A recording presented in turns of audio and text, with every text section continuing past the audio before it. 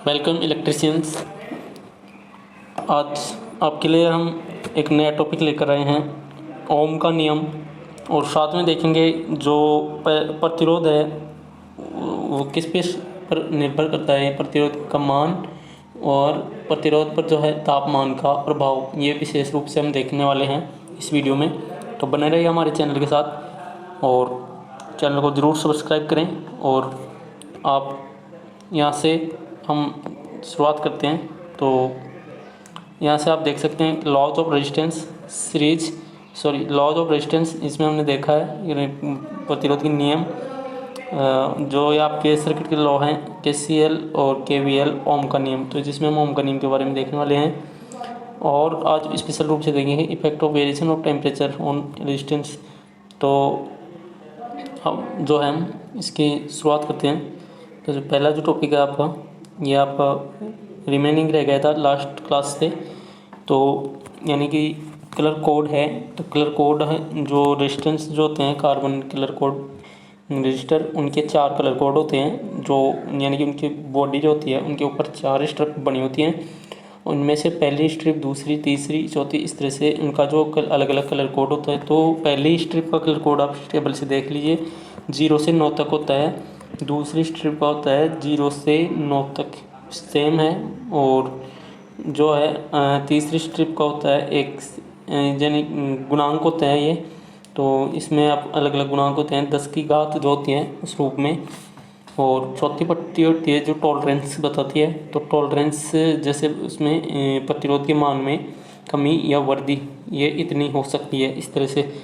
तो टॉलरेंस 1 से 4 तक जो है आपको बहुत ही कम पूछी जाती है। तो मेन जो इफेक्ट आप याद रख सकते हैं यहाँ से, टॉलरेंस जो आप यहाँ से इसको 5 और 10, ये जो है 5 और 10 यानी कि गोल्डन और यानी कि सिल्वर के लिए, गोल्ड के लिए 5 होती है और सिल्वर के लिए 10 होती है। तो इस टेबल में पूरे कलर कोड्स को आप एक ट्रिक के द्वारा याद रख सकते हो।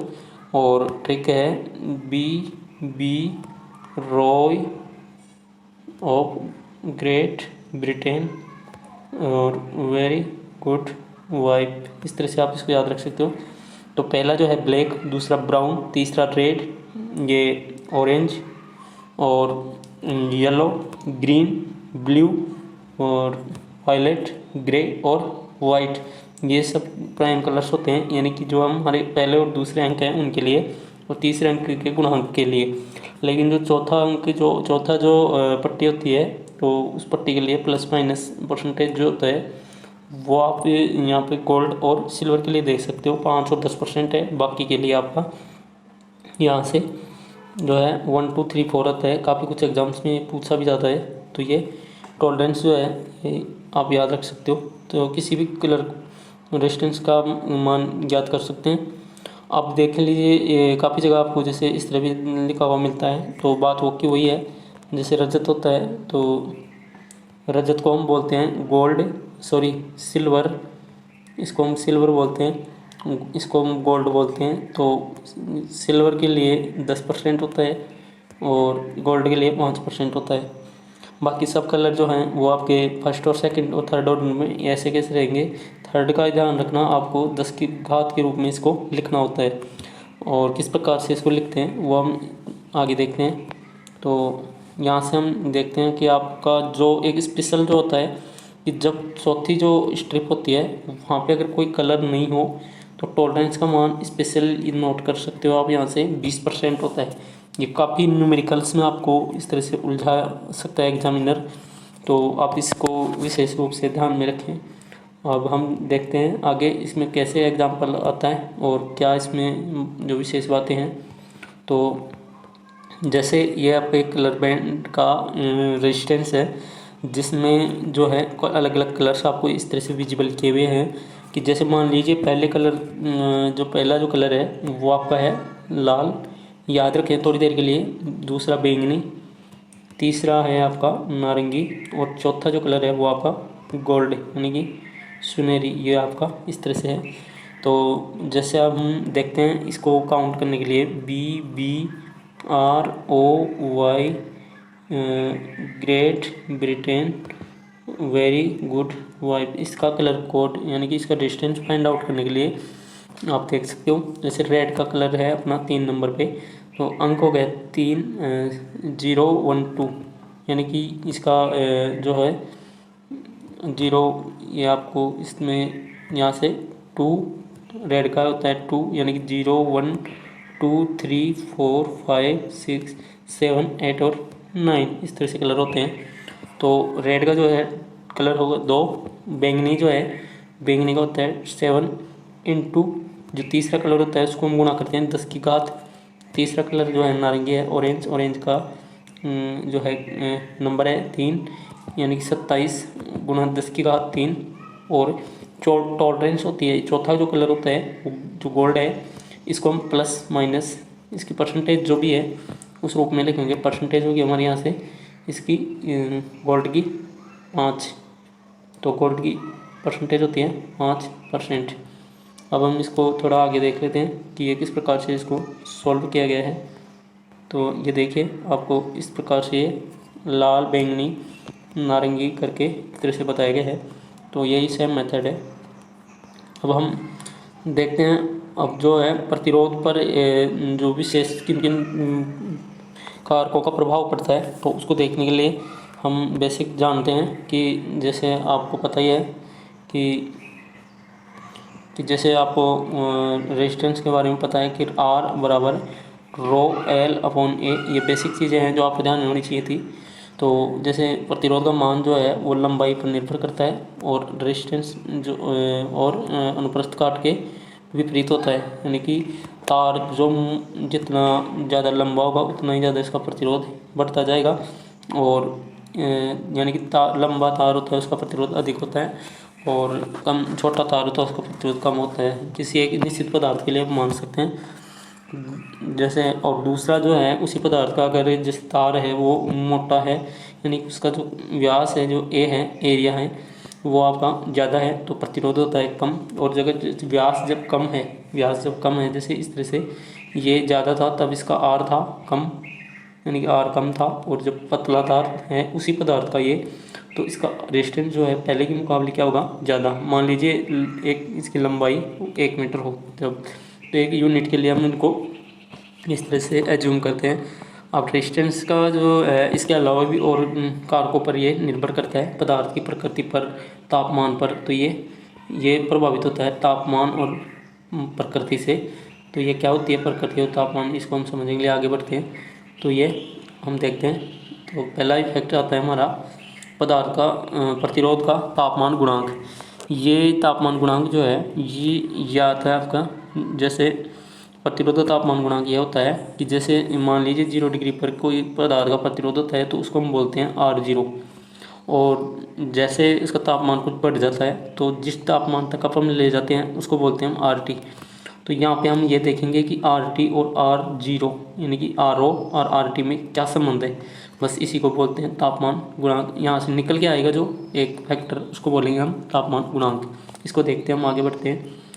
तो यहाँ से हम देखेंगे कि जो है मान के चलिए जैसे 0 डिग्री पर जो है ये आपका R0 कहलाता है, और इसको T डिग्री पर ये RT कहलाता है। बस ये कन्फर्म, और ये इतना बड़ा है। तो इसको देखने के लिए हम देखते हैं कि ये कैसे जो है ये निर्भर किस किस पर करता है, तापमान के बढ़ने पर ये बढ़ता है, प्रतिरोध तापमान के बढ़ने पर बढ़ता है। इनिशियल प्रतिरोध से ज़्यादा बढ़ जाता है तो ये इस पर भी निर्भर करता है, और पदार्थ की प्रकृति क्या है इस पर भी ये निर्भर करता है। यानी कि जो RT है इसका मान सिंपल सी बात है टेम्परेचर पर डिपेंड करता है, R0 पर डिपेंड करता है, R0 कितना था उससे कितना बढ़ा, और पदार्थ कौन सा है, ये तीनों चीज़ें। तो यही तीनों बातें इसमें लिखी हुई हैं कि RT का मान इन तीनों पर निर्भर करता है।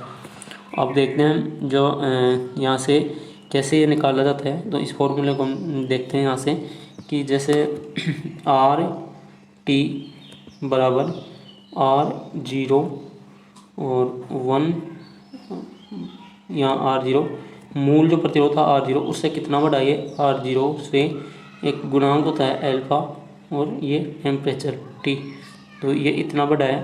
तो ये जो है ये जो रेजिस्टेंस है वो इतना बड़ा है। यहाँ से ये देख सकते हो ये जो एरो है यहाँ ये बड़ा है, तो हम इसको कैसे फाइंड आउट करते हैं, सिंपल सा आप ये याद रख सकते हो। इसके अलावा आप ऐसे भी याद रख सकते हो RT बराबर R0 और 1 प्लस एल्फ़ा 0T, यानी कि अल्फ़ा को अल्फ़ा 0 लिखेंगे। तो अल्फ़ा क्या है, यहाँ पे कांस्टेंट है, और कांस्टेंट जो है ये तापमान गुणांक कहलाता है। ये अल्फ़ा जो है यही आपका तापमान गुणांक कहलाता है। तो तापमान गुणांक को समझने के लिए हम देखते हैं यहाँ से कि यह आपका तापमान गुणांक है RT। ये कैसे निकल के आता है, फॉर्मूले को डिस्क्राइब करेंगे आगे जाके। तो यहाँ पे एक सिंपल सा फॉर्मूला आप यहाँ से याद रख सकते हो। ये जो सिंपल सा फॉर्मूला है ये काफ़ी सारी एग्जाम्स में आपको इस तरह से पूछने को, यानी कि इस तरह से आपको इस पर न्यूमेरिकल मिल सकते हैं। तो ये आपका फॉर्मूला आप यहाँ से याद रख सकते हैं। चलिए अब हम देखते हैं कि कुछ अलग से फैक्टर्स होते हैं। विशिष्ट प्रतिरोध, स्पेसिफिक रेजिस्टेंस, रेजिस्टिविटी किसको कहते हैं, तो थोड़ा हमने पहले भी देखा इसको। तो यहाँ से हमने इसको जानते हैं कि जो प्रति इकाई में जो विशिष्ट प्रतिरोध होता है, यानी कि किसी निश्चित लंबाई और एक इकाई घन, यानी कि यहाँ पे ये बताया गया है, एक इकाई घन वाले टुकड़े को प्रतिरोध जो होता है उसी को विशिष्ट प्रतिरोध कहते हैं, और इसको लिखा जाता है ρ/A/L। तो हमने जैसे प्रतिरोध पढ़ा था उस टाइम ये आता था इस तरह से RL/A। यहाँ पे जो कांस्टेंट आता था उसी को हम रो बोलते हैं, और ये आपका रो है यही कहलाता है, ये रो है यही कहलाता है विशिष्ट प्रतिरोध। ये रो कहलाता है विशिष्ट प्रतिरोध। इसका मात्रक क्या होता है, तो मात्रक देखने के लिए हम यहाँ से देखते हैं कि जैसे इसका मात्रक होता है मीटर स्क्वायर, इसका मात्रक होता है आपका लंबाई का मीटर, और रेजिस्टेंस का आपको पता है ओम होता है, तो ये आपका ओम मीटर होता है। और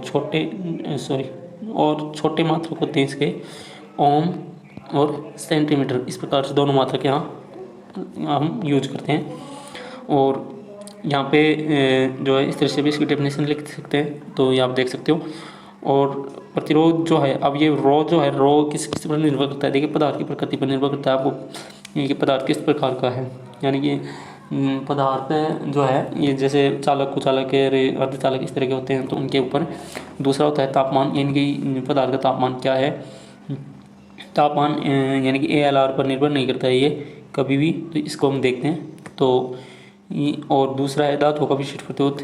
देखिए धातुओं का होता है ज़्यादा, अर्धचालकों का होता है उससे मतलब थोड़ा कम, और सुचालकों का होता है सबसे कम। तो ये आप रिवर्स समझ सकते हैं इसको। तो मिश्र धातुओं का सबसे ज़्यादा, अर्धचालकों का उससे कम, और सुचालकों का उससे कम विशिष्ट प्रतिरोध होता है। तो यहाँ से एक नेक्स्ट टॉपिक है वो देखते हैं, चालकता। जैसे प्रतिरोध होता है, तो प्रतिरोध का जो है यानी कि रुकावट का कार्य है, और चालकता है उसका कार्य है सुगमता, इसका कार्य है विद्युत धारा का इजीली प्रवाह, और ये क्या करता है, रुकावट डालता है। तो इस तरह से अब यही दोनों आपस में क्या होते हैं, एंटी रिलेशन होते हैं एक दूसरे के। तो ये आप यहाँ से इसको देख सकते हो। तो ये जो है जी का मात्रक हो गया ओम इनवर्स, जैसे प्रतिरोध का होता था ओम, तो इसका ओम इनवर्स, इसको मऊ बोलते हैं। और यानी कि तापमान जब बढ़ेगा तो चालकता घटती है। तो क्योंकि तापमान के बढ़ने पर क्या होता है आपको पता है, रेजिस्टेंस क्या होता है, बढ़ जाता है।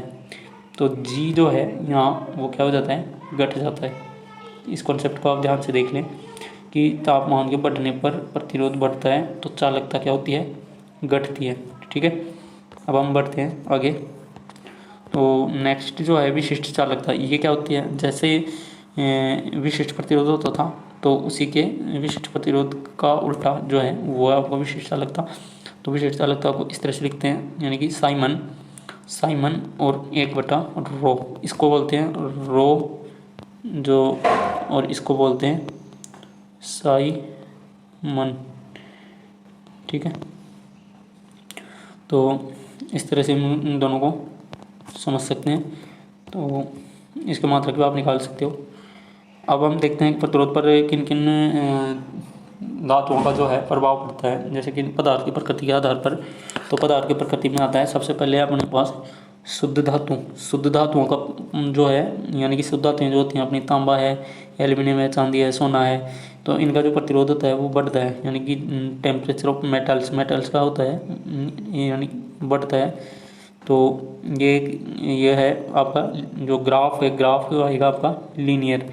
तो लीनियर ग्राफ जो है इस तरह से देख सकते हो। और तांबे के लिए क्या है, थोड़ा नेगेटिव से आपको पॉजिटिव की तरफ यह बढ़ता हुआ जाता है। तो इसकी एक खास बात है, शुद्ध धातुओं का प्रतिरोध ताप बढ़ाने से बढ़ता है, ताप घटाने से घटता है। और यानी कि ताप प्रतिरोध गुणांक जो है, यानी कि जो एल्फा है, एल्फा बराबर इसका होगा धनात्मक यानी कि पॉजिटिव। ऐसे ही हम देखते हैं दूसरा मिश्र धातुओं का। तो मिश्र धातुओं का जो है यानी कि ताप का प्रभाव जैसे इस पर पड़ेगा, तो कौन सी मिश्र धातुएं होती हैं? नाइक्रोम, यूरेका, जर्मन सिल्वर, जो भी हम जो एलॉयज बोलते हैं इनको, ये हीटिंग एलिमेंट्स वगैरह काम में आते हैं। तो इनका है कि तापमान बढ़ने पर इनका प्रतिरोध में बहुत कम वृद्धि होती है, यानी कि प्रतिरोध कम बढ़ता है।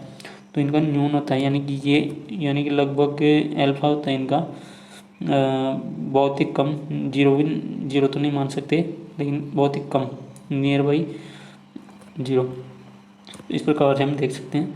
तीसरा होता है आपका इंसुलेटिंग मटेरियल। इंसुलेटिंग मटेरियल में जैसे सारी जो रबड़ है, अब्रक, कांच का, ये जितने भी इंसुलेटिंग मटेरियल हैं, कुछ अलग बोलते हैं इनको, इनका तापमान जब बढ़ता है तो प्रतिरोध इनका घट जाता है, यानी कि ऋणात्मक होता है, यानी कि इनका एल्फा जो है वो नेगेटिव होगा। तो यहाँ से हम देख सकते हैं कि जैसे हमारे पास 3 कैटेगरी होती हैं, तो इन 3 कैटेगरी की सबसे पहले बात कर लेते हैं कि मिश्र धातु, यानी कि मिश्र धातु होती हैं, दूसरी होती हैं धातु, और तीसरी होती हैं कुछ अलग। तो यानी कि जो है धातुओं का प्रतिरोध जो होता है वो तापमान के बढ़ने पर बढ़ जाता है, कुछ अलगों का जो है वो घट जाता है, और मिश्र धातुओं का जो है वो प्रतिरोध जो है वो बहुत ही कम बढ़ता है, यानी कि बिल्कुल न्यून, हल्का सा। तो ये आपका इस तरह से, तो इनका एल्फा जो है वो नियर बाई यानी कि पॉजिटिव होता है, बट ये जीरो, इसको एज्यूम कर सकते हैं, कई बार पूछ लिया जाता है। और ये आपका एल्फा जो इसका पॉजिटिव होता है, और इसका जो है यहाँ पे ये कुछ अलग का नेगेटिव। अब हम आगे बढ़ते हैं।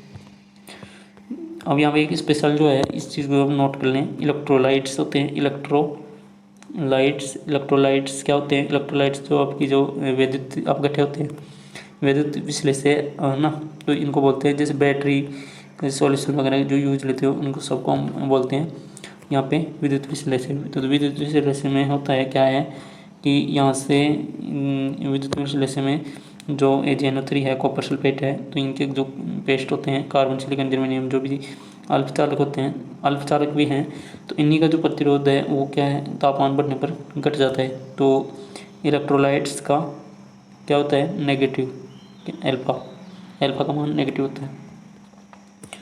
अब हम देखते हैं तापमान प्रतिरोध का गुणांक, प्रतिरोध का तापमान गुणांक। तो ये आपको सिंपल से इस लंबे डेरिवेशन को नहीं याद रखे, आप एक सिंपल सा कॉन्सेप्ट याद रख सकते हो कि इस डेरिवेशन में, तो यहाँ से आप याद रख सकते हो कि जो किसी निश्चित ताप पर जो पदार्थ का प्रतिरोध है वो इसका मूल जो 0 डिग्री पर जो तापमान है और उससे इतना बढ़ जाता है, तो यानी कि कितना, जितना उसके मूल तापमान के साथ में उसका तापमान प्रतिरोध गुणांक और इसका जो लगा हुआ जो टेम्परेचर है, तो उसके आधार पर यानी कि इस तरह से एक फॉर्मूला तैयार हो जाता है, और इसको आप याद रख सकते हो। और यही आपका फॉर्मूला फिक्स है, जो मैंने ऊपर भी बता रखा है, और यही आपका इस डेरिवेशन से निकाला गया है, और यहाँ पे उपलब्ध है। तो ये आपका फॉर्मूला है, इसको थोड़ा आप ओपन करेंगे तो ये इस तरह से आएगा, RT बराबर R0 plus R0 alpha T. यहाँ पे आप देख सकते हो। तो एल्फा क्या है, स्थिरांक है, और ये भौतिक गुणों पर निर्भर करता है एल्फा का मान। तो एल्फा का मान जो है ये एक निश्चित, अगर प्रतिरोध का मान 0 डिग्री पर 1 ओम हो और टेम्परेचर अगर 1 डिग्री बढ़े, तो इसका जो डिफरेंस आएगा वो आएगा RT माइनस R0। तो ये मेथड आपको बस एक क्वेश्चन टारगेट करने के लिए दिए हुए हैं, बाकी कुछ नहीं है। तो बाकी आप इसको ये कॉन्सेप्ट याद रख सकते हो। अब हम देखते हैं कि चालक के प्रतिरोध का संबंध जो है यहाँ से, तो इस तरह से हम अलग अलग टेम्परेचर के लिए भी हम ज्ञात कर सकते हैं। तो इस प्रकार से आज आपका जो रेजिस्टेंस जो टॉपिक है, तो ये आपका इस तरह से हमने यहाँ से पढ़ा है, और यहाँ से हमने ये देखा है कि जो temperature, effect of variation of temperature, ये यूनिट हमने यहाँ से कंप्लीट कर ली है।